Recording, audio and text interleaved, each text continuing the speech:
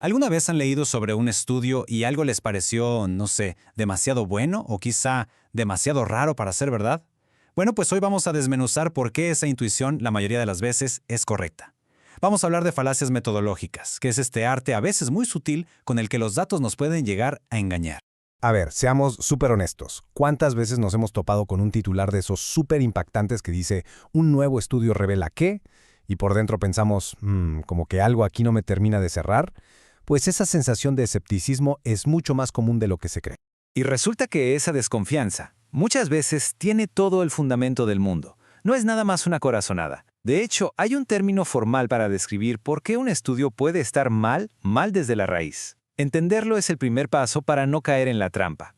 Muy bien, vamos a definir esto. Una falacia metodológica, y aquí está la clave, no es un simple errorcito o un descuido. Es un error, y pongan atención a esta palabra, sistemático. Es decir, una falla fundamental en cómo se diseña el estudio, en cómo se elige a la gente que participa o en cómo se analizan los datos. Una falla que inevitablemente va a comprometer todo. Es como si el ADN del estudio estuviera mal desde el principio. Entonces, ¿dónde exactamente se puede torcer el camino de una investigación? Imaginen que hacer un estudio es como un viaje con varias etapas. Y bueno, en cada una de esas paradas existe la posibilidad de tomar un desvío que nos lleve a una conclusión, pues, completamente equivocada. Y el punto es que estos errores pueden ocurrir en tres momentos súper importantes. 1. Desde el arranque, en el diseño. 2. A la mitad del camino, con el muestreo. Y 3. Ya casi al final, durante el análisis de los datos. Cada una de estas etapas, como ven, es un posible campo minado. Empecemos por el diseño. Esto es, literal, la base de todo. Piensen en la construcción de una casa. Si los planos están mal desde un inicio, no importa si usamos los mejores materiales o contratamos a los mejores albañiles. Esa casa va a tener problemas. Bueno, aquí pasa exactamente lo mismo. Un diseño defectuoso prácticamente garantiza un resultado en el que no se puede confiar. Ahora, el muestreo. Aquí es donde se decide a quién se va a estudiar. Y piensen en esto. Si un estudio sobre los hábitos alimenticios de todo un país solo entrevista a atletas de alto rendimiento, ¿creen que sus conclusiones van a aplicar para todos? ¡Claro que no! La muestra no es representativa y por lo tanto, las conclusiones van a estar sí o sí sesgadas. Y finalmente, llegamos al análisis. Aquí es donde la cosa se puede poner bien delicada. Uno puede tener un diseño perfecto, una muestra ideal, pero si los datos se interpretan mal o con cierta intención, es como tener todos los ingredientes para un platillo espectacular y acabar quemándolo en el horno. El significado original de los hallazgos se pierde por completo. Bien, ya vimos dónde y cómo pueden ocurrir estos fallos. Pero ahora viene la pregunta del millón. ¿Y eso qué? ¿Por qué nos debería importar en el día a día?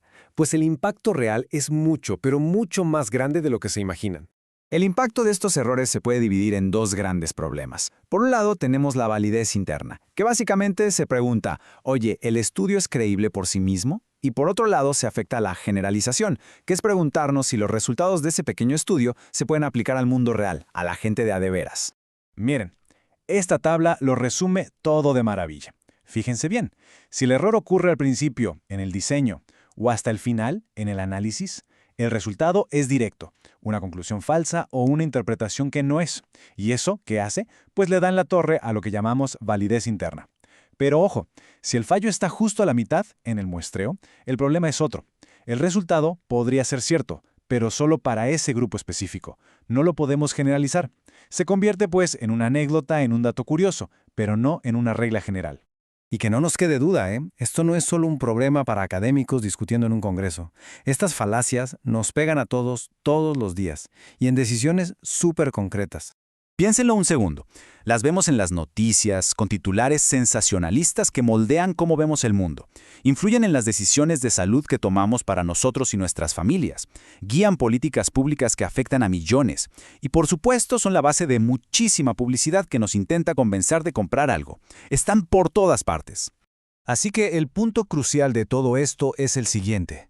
La próxima vez que se encuentren con un estudio que presume una verdad sorprendente, la pregunta ya no debería ser nada más ¿será cierto?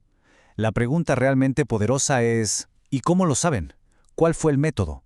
Porque ahí, justo en esa pregunta, es donde empieza el verdadero pensamiento crítico.